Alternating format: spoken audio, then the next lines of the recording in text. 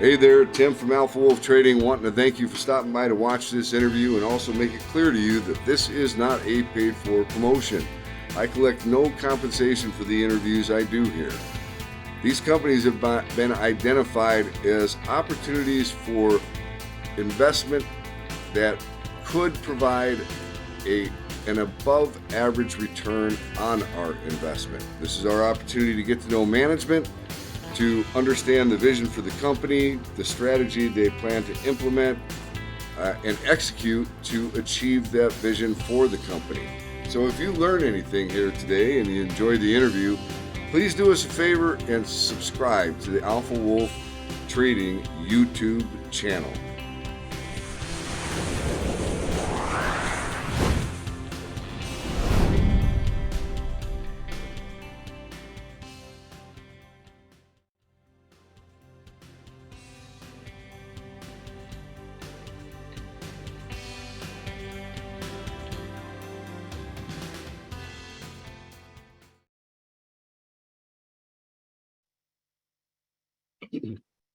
Hey everybody, Tim from Alpha Wolf Trading coming at you with a follow-up interview with one of my all-time favorites. I love talking to this guy. I think I could talk to him for 12 hours straight. Phunware is the company, Phunware Inc, and the ticker symbol, stock symbol is PHUN. And I can tell you, it has been fun at times being in the stock, and then there's sometimes when it's not so fun, but that's just kind of the way the market rolls, right? But I have done extremely well with Phunware. We had a nice run not long ago up to 20 something dollars, and now we're back down into the trenches where I think it becomes extremely compelling again. Randall Crowder, COO, and just general badass. Every time I am going to have you come on, I always think about I don't know if you're an Ozzy Osbourne fan, but Mr. Crowley, have you ever heard that song? I always think I want to play that like before you come on. It was Mr. Crowley, right? I mean, it's close. I like that. I never thought about that. I like that. I'm gonna feel that.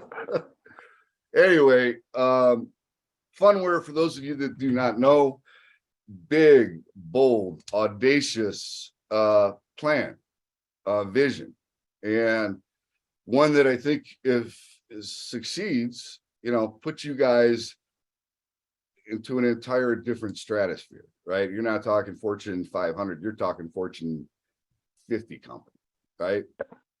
If you guys can succeed with your vision. And there's a lot of things that have to happen in order for that to happen, right? Would you agree with that?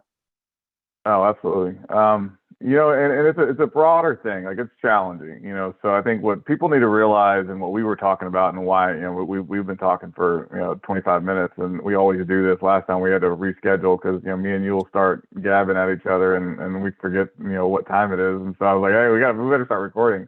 There is, and I'm speaking to retail here. We talked about this in the beginning. Institutions get it. I don't need to teach institutions what to do. Institutions have been making money, in up markets, down markets. They take money from retail every day because retail doesn't know what they're doing half the time. And I don't mean that as a negative. I mean that as an opportunity to learn. There is the business of being in business, which is all retail understands. And I'm not being, and I know I'm trying to be absolute here, but the majority of retail looks at business, almost think of it like fundamental analysis.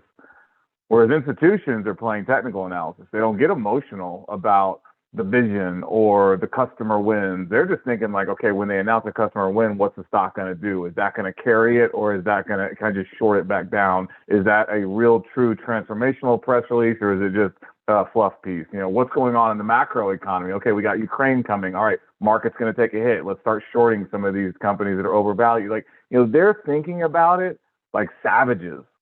Where retail is always running around going, God, this is an amazing product. Why doesn't everybody see it? And that is true. And the challenge is you have to run your business to be in business, and then you have to understand the business of being public.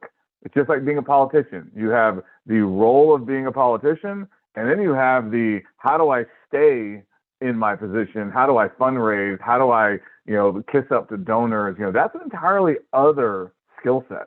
than just actually being a good statesman or stateswoman. So, whenever someone asks something like, when are you going to hit the inflection point? It's you got to answer it in kind of two different ways. Like, when are you going to hit an inflection point with your business? But then what are you doing to be good at the business of being public? And then where would that inflection point, trigger? And then how do you maintain it? So like for us, we really need to be at $3 a share steadily and securely and be able to justify that price so that institutions can begin buying. Well, what am I talking about? A lot of institutions have mandates not to even deal with companies, below $3 a share. And so a lot of retail doesn't understand that. Like, oh, why isn't everybody buying this stock? Some people will just self-select out. Like we said, there's thousands of companies the investors can invest in. The pundits are only going to talk about 6 of them. And, then retail is going, well, man, this makes so much sense. What's going on? Well, some people aren't saying that it's a bad company. They're just saying they can't invest yet. We talk about this all the time with investor relationships. They'll say, look, once you're at $3 a share, and it's sticking there, no reverse splits or anything like that, but you're $3 and that's your new floor, that's your support. All right, now we're talking. We can start building out a position. So that's incumbent upon us to get there. How do we get there? What we've seen, which is a blessing and a curse, is we have great volume and liquidity for a stock like ours in the market cap that we have in the position that we do. Long before politics was even mentioned, we were a top gainer in NASDAQ in price and appreciation. When we went public, our stock went vertical. It got a lot of people's attention. It was a short squeeze, but it was really just a play in numbers. We went vertical again when we announced one of our partnerships in like May of 2020. We did 3X and back then. We've done that consistently. And then, most notably last October, about a year ago almost, we went straight vertical again. And so, the GameStop world happened to us where all of a sudden you hit that short squeeze and you had a lot of people shorting Phunware stock and then they couldn't cover and the stock goes vertical. So, we ended up doing $24 a share. We did $6.5 billion of trading volume in a single day. But then the shorts are going to come out. They're going to see that and say, hey, that's not fundamentals of the company. That's not you knocking out some crazy revenue. That's retail jumping onto that train. So they're going to immediately, they're not running to the keyboard. They're going to cover first, but then they're going to run to the keyboard and they're going to start shorting, just hitting it. And they're trying to make money. They're making money on the way up. They're making money on the way down. And what a lot of retail doesn't understand is how even the numbers you have are not accurate.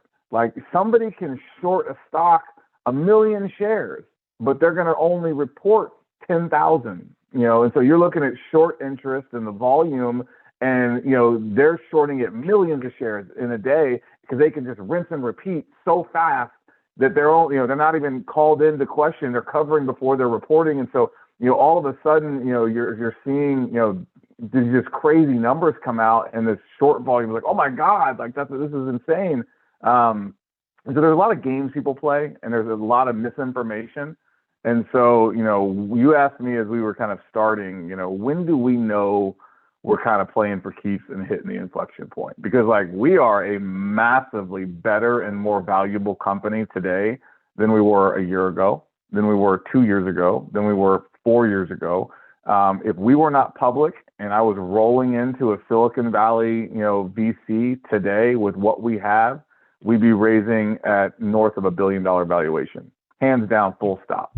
So I've got more IP, I've got more things. customers, and I've got more traction than half of the Yahoos out there raising hundreds of millions of dollars. And it sucks, but it is what it is. Anyways, let me highlight 2 things. Number one, the short aspect of that. If you own shares in Phunware, very simply, you can help solve the issue of shorts by simply calling your broker or sending in a letter and saying, I would like you not to lend out my shares for short. Plain and simple, right? Just make people aware that any stock that you own, not just Phunware, if you don't want your shares lent out so that they can short against you, send in a letter. Pretty simple, okay? I don't think many people know that. Even the people that do know that, I don't think they do it because I don't think they care. But that little step actually can make a difference. That's becoming a smarter retail investor. Number two. Now, let's be clear, because I'm going to send this to you because you can pull it up faster, so I don't have to share my screen. Everyone, will complain, but then when people try to help them, they don't listen. And so, check out this link I just sent you. Okay. Made this incredibly easy for people who do not want their brokers to, because imagine this, you go out and you buy a bunch of shares in Phunware, you believe in Phunware, and TD Ameritrade and Schwab and Robinhood take your shares and loan them to a short seller to take the counter position of you. And you're enabling it.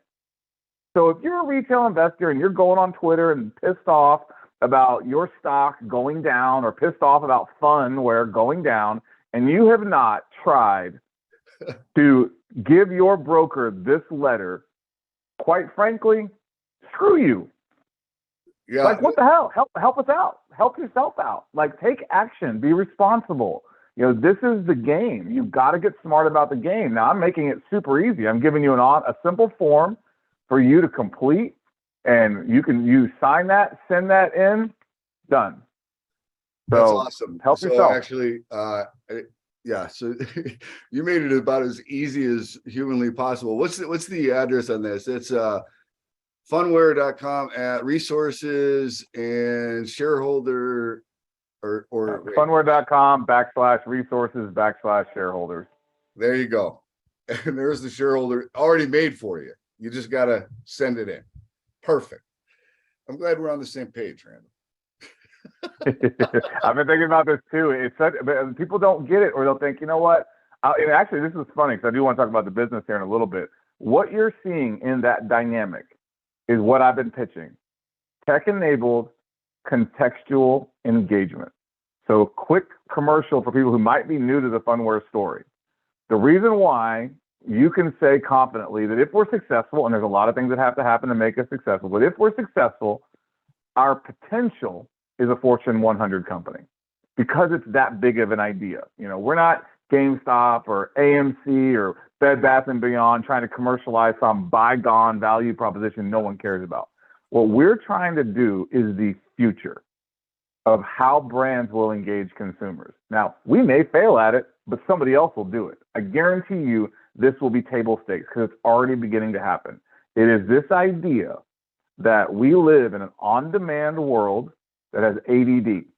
People want what they want it right now, and if you don't engage them when they're willing to make a decision, you may lose them forever. Think about what's happening right now. Hey, fill out this simple form. Everyone's thinking like, yeah, I'm going to do that. Guess what? None of them are going to do it. They're going to go to the gym. They're going to eat a sandwich. They're going to get yelled at by their wife, and they're going to forget about this, and it'll just sit in what I like to call an abandoned idea cart. Because what Amazon did with the buy now button is they got rid of one level of friction that shouldn't have mattered, but it matters because people are easily distractible. So you think about that, how much billions of dollars are sitting in abandoned carts in e-commerce sites all over the world. Amazon said, well, let's give them a buy now button so they don't have to put it in their cart. And it changed the game. So what Phunware is doing is introducing a buy now button in the real world. And they're also introducing an act now button in the real world. That's why customers like Atlantis are commercializing solutions built off of our platform, because it's introducing the ability for a customer to take action when they're most likely willing to take action. That's why this is a game changer. Anyway, so take action on this resource page. If you don't, that's what brands are struggling with. How do you get people to take action? And let's talk about it for a second. Let's talk about what Phunware's vision is, and it's blockchain based, right? No. We talked about this last time. So, and I'll use Atlantis as an example because it's the best way to frame this. Okay. So we just launched our smart hospitality solution at Atlantis in the Bahamas. Yep. One of the largest luxury resorts on the planet. It's got 5 distinct properties on an island in and of itself called Paradise Island. So now when you go to Atlantis and you have their mobile application, which is Phunware, you can see the entire island, both indoors and outdoors. It always knows where you are. You always know where you are and what's around you. And now you can do things like book experiences, book cabanas, and that's just where we landed. On top of that, we can build in things like contactless check-in, mobile concierge, how to get around the island with shuttles, a bunch of other stuff. So this is just where we started. They wanted location and they wanted booking. They made $50,000 through the app the first week it was live. Within the first couple of months, they did over $500,000. And they said, what's going on? What they realized in that moment is exactly what I'm talking about. When you're a father of 2 and you got 2 little maniacs who you need to feed or they're going to melt down, and you're trying to get to a restaurant because you got 10 minutes before meltdown, and you see a sign for the stingray encounter, you think, hey, that'd be fun to take the kids to. I bet they'd love that. Well, you get to the restaurant and now it's a 30-minute wait, and 20 minutes into it, they've melted down. And now you finally feed the little maniacs, and all you can think about after paying the check is getting them back to mom and taking a nap. You've already forgotten about the stingray encounter. And if you remember it, you probably don't want to do it because you're like, these little ingrates are animals. Well, what if you could have bought that stingray encounter when you first saw it, when you were walking by it? That's what we do. And that's what Atlantis has realized, that human beings have abandoned shopping carts in their heads. We're walking around and we're always thinking, yeah, I want to do that, and I want to do this, and I should do that, and I want to remind that. And what Tony Robbins talks about all the time is taking action while you're in state. Don't just watch a motivational video and then go eat a sandwich.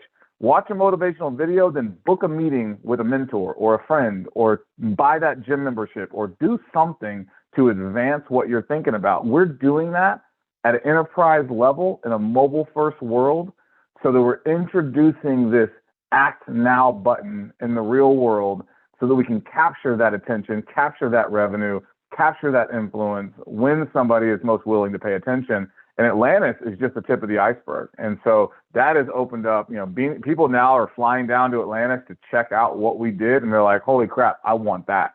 So we've already announced at the last earnings that we signed another massive hospitality company that everyone will know. We haven't disclosed who it is yet, but we're working on kind of a rollout plan for that. Hospitals, hotels, residential buildings, workplaces, everyone is struggling with how do I tech enable these experiences to take moments of anxiety and transform them into moments of delight. That's a game changer. You've got brands that are also struggling because because of all the privacy things that are starting to occur in California and in Europe, right? So the way things are getting done on the web is changing. Cookies are going away, right? Yep. So how do brands identify their customers, right? Let me tell you about that, because that's a key value proposition for us. And this is where we do start to kind of have some blockchain. So when I cut you off, and I apologize for that, Phunware is an enterprise software company, full stop. That's our core value proposition. We can deliver a cloud infrastructure layer in a mobile first world. So I don't even like to say as a service, because as a service is a single product. What we do is we give people almost an interoperability layer. It's almost interoperability as a service. So we can integrate any third party. So when we come in, we don't tell people get rid of everything you're using. We say, great, everything you're using is disparate and siloed, including data. How do we make all of that unified and actionable? You standardize on our platform. We integrate anything you're using. We just launched at Norfolk Southern, one of the largest railway operators in the world. We have 27 different integrations. So when you download Fusion 650, their application that's licensing our platform, 27 different companies, code bases, feature sets, capabilities. But to you, the user, it feels like one seamless product.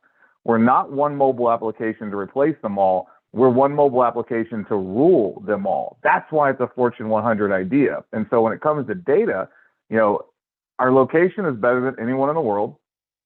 Our ability to find a mobile device in time and space, sub 1 meter accuracy, sub 1 second latency, that has IP around it, I'll beat anybody in the world. Once you can find somebody and you can engage someone, you're correct. Data is important. How do I engage you? When should I engage you? What should I engage you with? And you're exactly right. Apple and Google are exerting monopolistic control over how you access their platforms because that's what we lead by. We're a mobile world. And so your mobile phone, they are the arbiters of truth. And so if you try to sell anything on Facebook lately, it's a lot harder now than it was 2 years ago because of all these privacy rules, some being driven by technology corporations, some being driven by government. You have GDPR in Europe, you have CCPA in California. This is top of mind. So the future of data is going to be first-party data. So it means it's controlled by you. And it's going to be incumbent upon companies to ensure that they are managing user consent. So there are state AGs right now going around and going after technology companies, not because they really care, but this is a really sexy thing to kind of hang their hat on. So when they eventually run for Senate or president, they can say, look, I took on big tech. So they're going to technology companies under the Deceptive Trade Practices Act and saying, show me all your data. Where'd you get it? Did you get consent? So now it's this huge liability bogey, kind of like the IRS and the tax man. So you think about it, you can get away with not paying your taxes, but if someone comes a knocking, you better have some good answers because Al Capone got away with murder. He did not get away with messing with Uncle Sam's money. So data is becoming the same thing where now brands are thinking, holy crap, man, this is a huge liability and it might cost me a lot of money.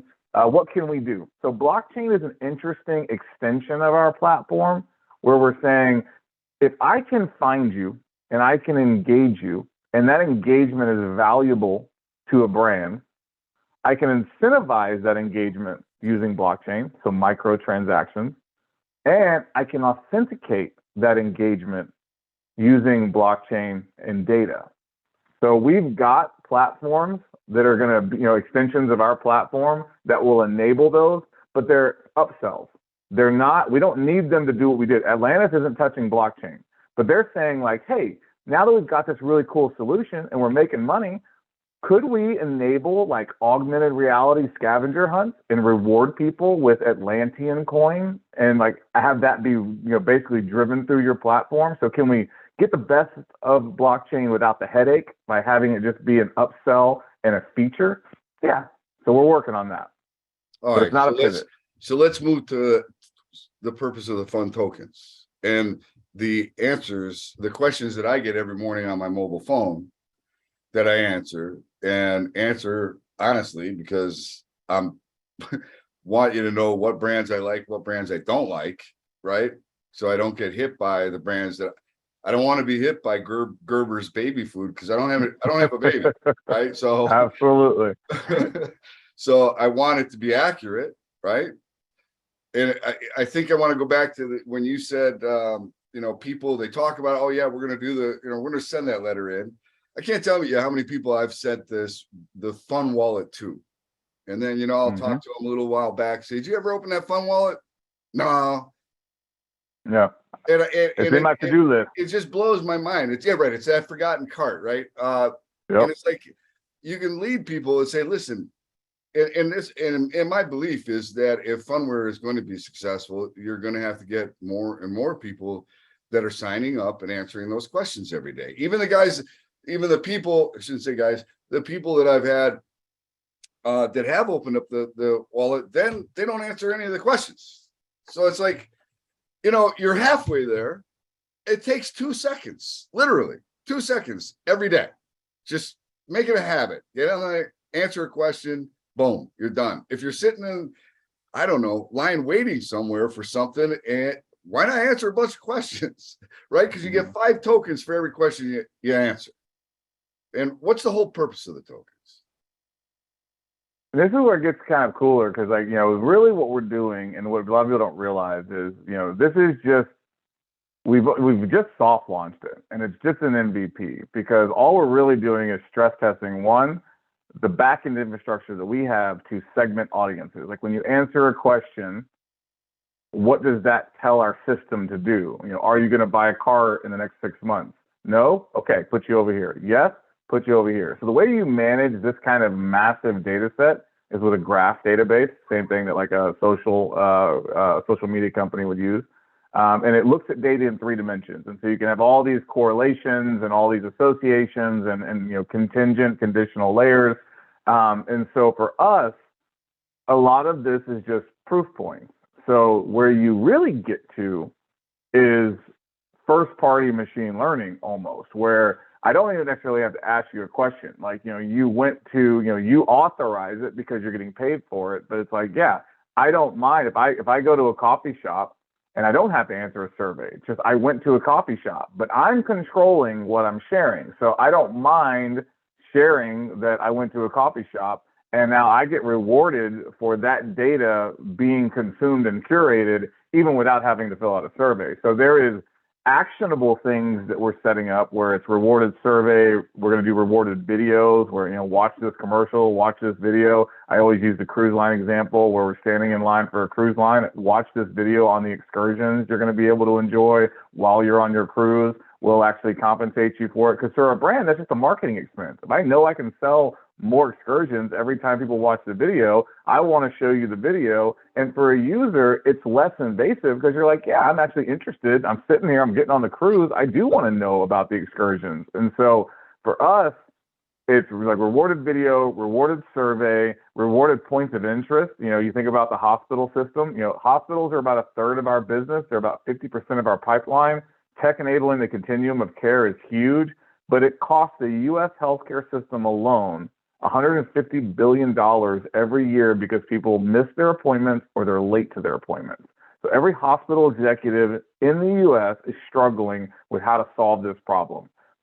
Start rewarding people for showing up on time. Reward people for showing up even further on time. Airlines, same thing. You want people to show up on time, but you're just asking them to. And you're hoping that people do it out of because they're being responsible. Guess what? People aren't responsible. People got crying kids. They're trying to get people out the door for lunch. People are irresponsible AF.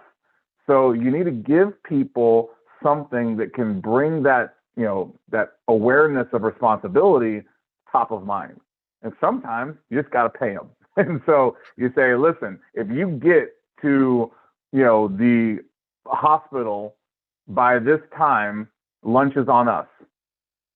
And if you get to the hospital by this time, not only is lunch on us, but you get $100 in PHUN token, but we're not going to call it PHUN token because our stuff is white labelable. We're going to call it Care Coin. We're going to handle all the compliance of blockchain on our end. You're just rewarding people for showing up. What does the lunch cost you? $2? When you think about gross margin of the food you have in that hospital.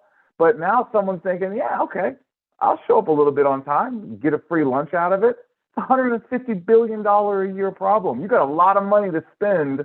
You could give people a steak dinner and it still probably costs you less than that person missing that appointment. So Phunware can essentially take over loyalty programs for brands.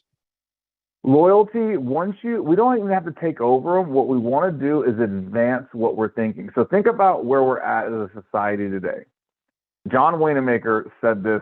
He's the father of modern advertising. He said it over 100 years ago. Half of the money I spend on advertising is wasted. The trouble is, I don't know which half. Because advertising, especially in the modern era, is all about paying for content to drive awareness.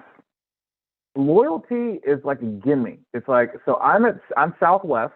I've got the Rapid Rewards program. You buy a ticket, I give you a point. Buy a hotel, I give you a point. Well, I already paid for this thing. You already got me. I've already engaged. We've already got a social contract here and an economic one. What I want to do is take loyalty, rewards, and the idea of advertising and flip it on its head. I don't want to just build awareness. I want to drive engagement. I want to drive attention. Awareness is not the same as actionable intent. And so using that airline example, I'll give you a rapid reward for buying a ticket, but I'll give you, a PHUN token, a love point, because again, you can white label it, call it whatever you want. I'll give you a love point for showing up to your flight on time, for checking your bag, for checking out some of the airport vendors that we're partnered with. And so it's going beyond just loyalty points. It's thinking about, if I were king or queen for a day and I could assign an employee to every single one of my customers, what would I have those employees tell those customers to do? Don't park here, park here. Make sure you stay in this lane and you park on the second floor because it's an easier way to get into the airport. Make sure you check that bag because, it takes us longer to turn the plane because everybody's trying to shove their stuff into overhead storage. Do this, do that. Make sure you're at the gate at this time. Don't be late because we got to hold up the plane. Like, there's all these things that drive brands crazy that they wish that their customers would do more of, or they wish their employees would do more of, because we work on both sides, customers and employees. And once you can do that, you start thinking about, what's the cost if we don't do it? So let's do this in order to drive productivity and profitability. Awesome. So that creates utility for the token, right? Mm-hmm. In a big way. So the more people you have signing up for the Phun wallet and answering the questions, the more data you collect, the more valuable that obviously becomes, right? The more valuable the token becomes eventually. Mm-hmm. So it's in everybody's best interest that if they like the story, they own the stock, you should own a Phun wallet, and you should be answering your questions every day. If you don't, then that's pretty stupid. Why do you own the stock, right? So then we move on to the Phun coin, which is coming. And that is, how does that play in? I know you're running out of time. No, you're good. So, the Phun coin, so think about, Phun token, this idea of incentivizing engagement. And again, we're here selling picks and shovels. You're never going to hear me talk about, ROI analysis and a million other things that Gensler would freak out about. At the end of the day, our token has utility, full stop. We do not believe it's a security because of the functionality. Backed by a publicly traded company, by the way. We're the first publicly traded company to do it, so it's not an issue of scams or trying to rug pull people. The future of blockchain rests with real companies solving real problems in the real world. Make no mistake, Bitcoin was centralized as shit when it was created. There were some people or some organizations, it remains to be seen who they ultimately were, but they were spending a lot of long nights writing a white paper and drinking a bunch of Red Bull to figure out what Bitcoin would be, and then they pushed it out into the world. So it was a centralized effort to deploy an ecosystem that would become truly decentralized. So you need companies who actually have vision, resources, and a sense of urgency to commercialize these decentralized ecosystems if you have any chance of being successful. So what we're doing with Phun token is this idea of incentivized engagement. You basically access the features and capabilities of our platform with Phun token. So the rewarded survey, you're paying for it in Phun token. You're just giving a portion of that to the user for engaging with it. So it's a utility.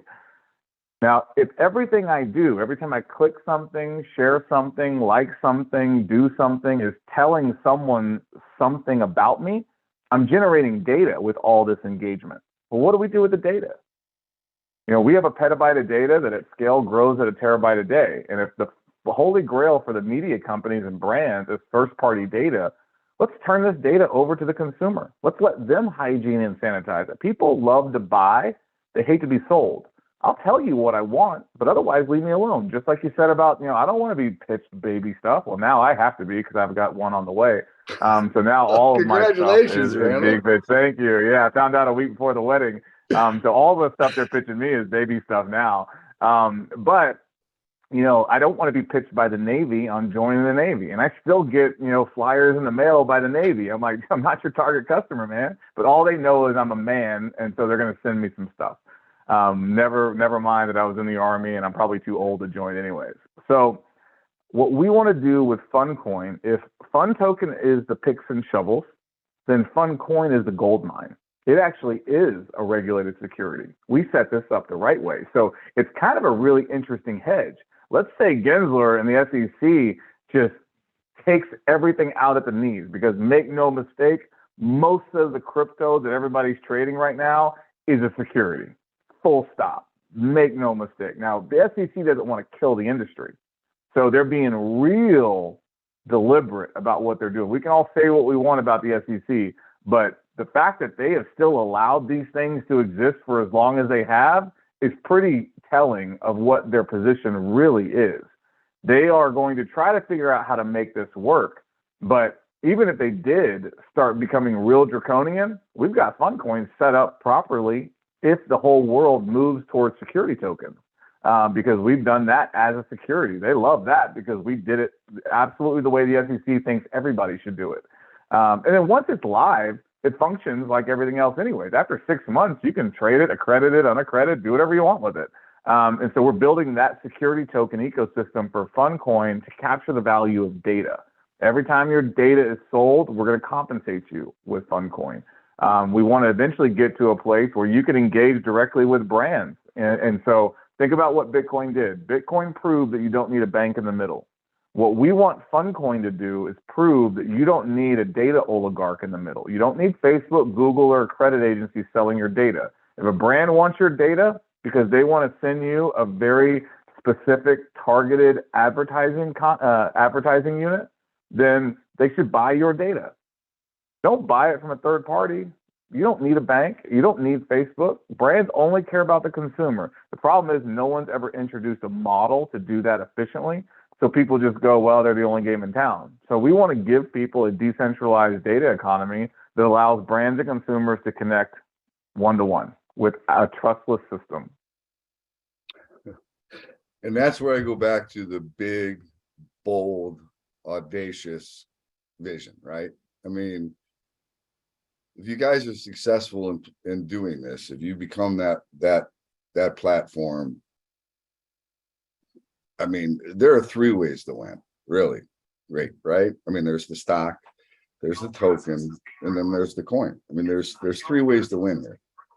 And this is a publicly traded company that is not some fly-by-night rinky-dink. These guys know what they're doing. And this isn't a vision that you had 2 months ago or 3 months ago. This is a vision you've had from the beginning, right? We're building the foundation for this. I think, the world, this will become table stakes, and you see this all the time. The beauty of Amazon is that for 10 years, while the world crucified them and while everybody said it was stupid and everybody didn't get it, and what are you doing? Like, the world is moved to the cloud. Why are you building, these, on-prem systems? Why are you, building data centers in the middle of nowhere? Why are you're a bookstore? What's going on? For 10 years, they built an unbeatable competitive advantage for an on-demand economy they saw coming. And so you think about it, the world is going to have an on-demand economy for experiences, just like today it has an on-demand economy for products and goods. And so we're building the platform that allows you to deliver on-demand engagement. And so on top of that platform, we can incentivize that engagement with blockchain. We can authenticate that engagement with blockchain, but it's really just tech-enabled contextual engagement. And it could be blockchain today. It could be holograms tomorrow. It could be retina scans in 10 years. I don't care. We're agnostic to the technology. We're all about how do we take all of the information in the virtual world, curate it, make it actionable, and inform and enhance real world experiences. Full stop. It's exciting stuff, right?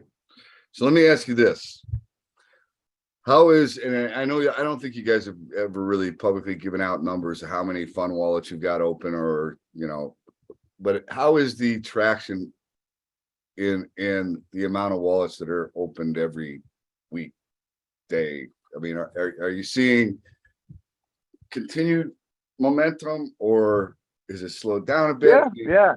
No, continued momentum, but we haven't really launched it yet. We haven't really spent any money advertising it yet. This is all about just testing. So for us, we're much more interested in integrating. Again, remember, we're an indirect channel company. Like, I want to integrate our software into other people's platforms. So I don't want to drive Phunware as a B2C company. I want to integrate our blockchain technology, blockchain as a service, if you will, into third-party applications like cruise lines so that they get the features and benefits of this rewarded engagement. But then what happens is when they want to take custody of what they earned in those other ecosystems, they get kicked back out to Phunware.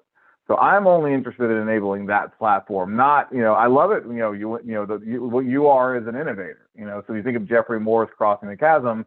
You got innovators, then early adopters, then early majority, things like that. And so the people who are finding Phunware now are just tip of the spear, and they're motivated, they're excited, they like innovative stuff.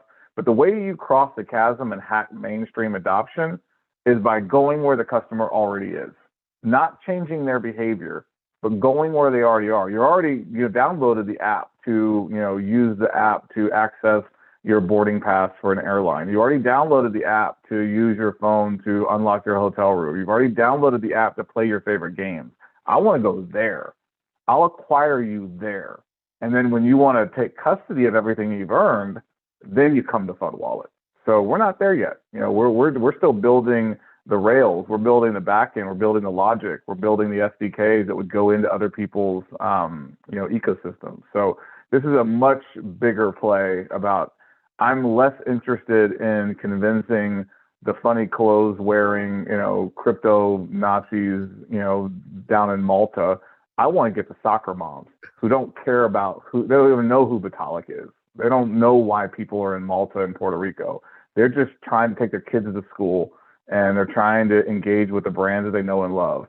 That's the holy grail when it comes to blockchain, not somebody who can understand who the hell Satoshi Nakamoto is or understand some white paper around, protocol coins. That's the innovators and early adopters. That's just people testing out this market. I want to build something for mainstream. So, we're in the early days right now. We haven't launched that, but we're getting close. So we're doing a lot of building right now, not a lot of selling. Besides Atlantis, when do you think you launch something where it just really resonates? People go, it's that aha moment for them. The light bulb goes on, they go, wow, that now I understand where they're going, right? I mean, when do you think that happens? If I told you, we'd all be in violation of Reg FD. Sooner rather than later. So I think that's the big question. But I think because of the way we're traded, I think the excitement will front run even the opportunity. So we announced that we're doing something with hospitality brand X. I think people are gonna go, holy shit! Like, wait a minute, like that's a worldwide recognized brand. Like where's it gonna go? What's it gonna mean? But you got to start somewhere. So I think we're well positioned to have that kind of moment. I think it's sooner, not later. But I would love to tell you, you'll be the first to know. I know, I get it, man. I know. You can't blame me for trying, right? I like it. No. Hey, look, we already said it, right? In the last earnings call, we said, we closed a very recognizable hospitality brand, and we'll announce that whenever in conjunction with a larger marketing rollout that the customer wants to control. And so this is not hey, we think we've got something. We've got customers telling us we've got something, and it's just early days. All right, real quick, I just want to talk about the chart, right? So and from a technical standpoint, we're actually getting into a very interesting area here, right? You've got it looks like, what is that, $1? Let me pull this over here real quick. Yeah, buck is like kind of the area of support that I would probably keep a close eye on too. I will tell everybody that next week is typically the worst week for the markets historically every year. So being that the way the market has been acting this week, I would not be surprised if we had what I've been waiting for quite a while, is that capitulation moment where there's blood in the streets, right? And real fear. I think we're getting there. There's a couple of measurements of fear that pay attention to, and I'm looking for those extremes. And when you get those extremes, that's typically the time where you should be buying stock with both hands of companies that you understand and that you believe in, right? These are, I think, levels where you have to look at it and say, what's your risk reward? And I think at these levels, your risk is fairly, you're not, Randall, you're not in a position of like running out of money and filing BK, are you? No, we're not. Not even close. Not even close. We've been around for 13 years. We know what we're doing, and we're not interested in selling, doing some big preferred offering at these prices. People ask us all the time, like, hey, we'll give you $20 million at a 20% discount. Like, tell them to pound sand. You've been around a little while. You know that these guys are not your friends, right? These guys that are offering these finance, they're not your partners. It's going to be a shitty deal, and you're probably, especially now, rising it. I mean, look, if you're a small company that needs to raise capital, you aren't sleeping right now. There's no way, right? Yeah. So I look at it like this, you're damn near almost hitting a buck. What's your risk reward? You lose a buck. Where can this thing go? It just, where did you say you needed to go? Above 3. That's your goal. And hold above 3, right? That's a pretty good return. If you lose a buck or you go to $3, right? So that's 2 to 1 risk reward. I think the stock can go much higher, and it's proven that it can go much higher, especially if there's any significant news or fundamental catalyst, right? Yep. Sometimes it can go crazy just on no catalyst. I mean, no fundamental, but just it sounds good, right? I think there's tremendous opportunity here. If you're not in the stock, and I'm not telling anybody to buy the stock, I am suggesting that at the very least, put it on your radar, right? And maybe take a starter position in this area. Throw $100 at it. How bad could that hurt, right? I think it's definitely in that area. And I do believe that this is kind of building out a base. And I don't think that this is the end of the world. Even if the market does, tank hard, I think the small cap, micro caps names have already been beaten up for 14 months, 15 months. It's the megas and the large caps that are still overvalued. And that unfortunately has a big weighting in the indexes. And that's why you're going to see, big red days.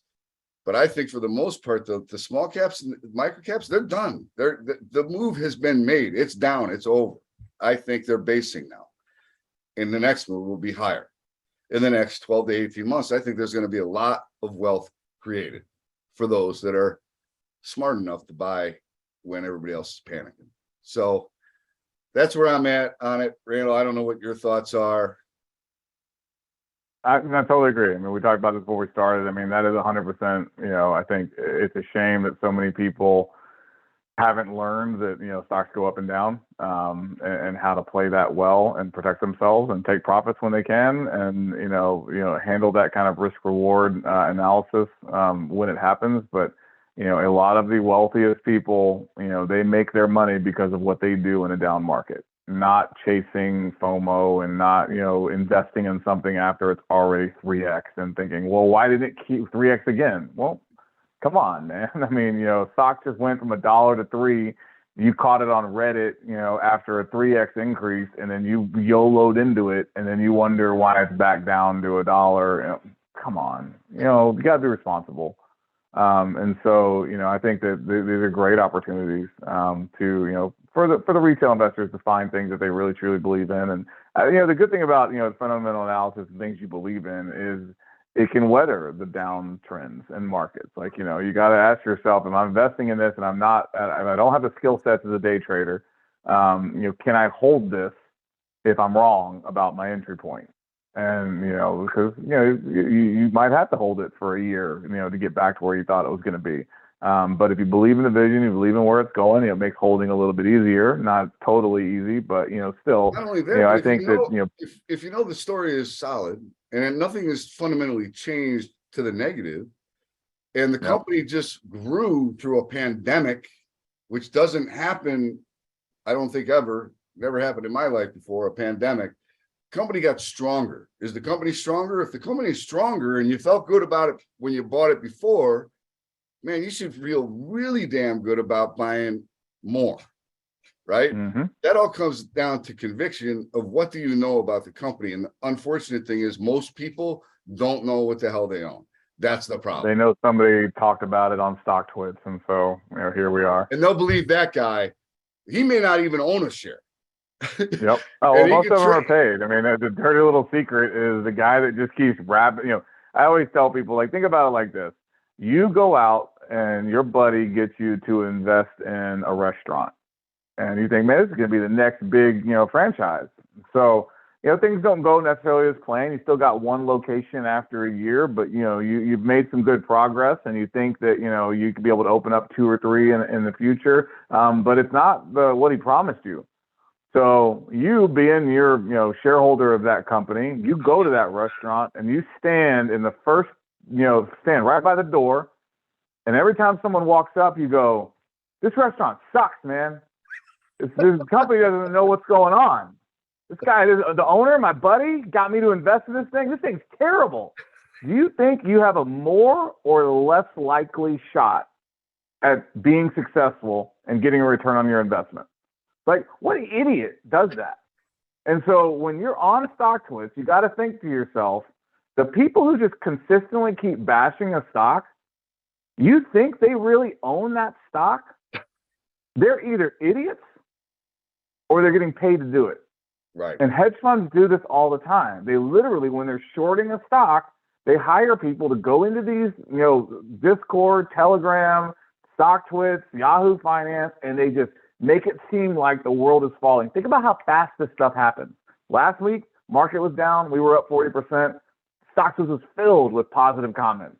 Then all of a sudden, and that's also sometimes paid. The minute the stock turns, oh, this is shit. They're idiots, blah, blah, blah. Think about how fast it happens. This is all a game. And so people need to understand that that's the game. You're not actually, I love when people start fighting with people on StockTwits.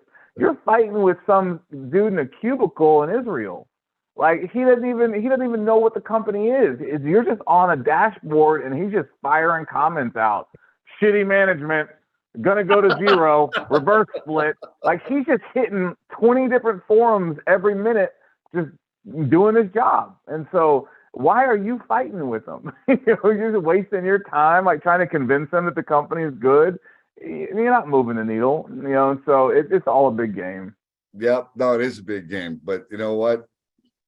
People that get it and people that get the Phunware story and people that believe, I mean, look, I've said this before. For me, it's all about the leadership, right? I mean, you have great product, great service. You are hard working man. I mean, you are a very hard working man, right? Always get back to me. And I'm sure you're the same way with anybody that reaches out to you, right?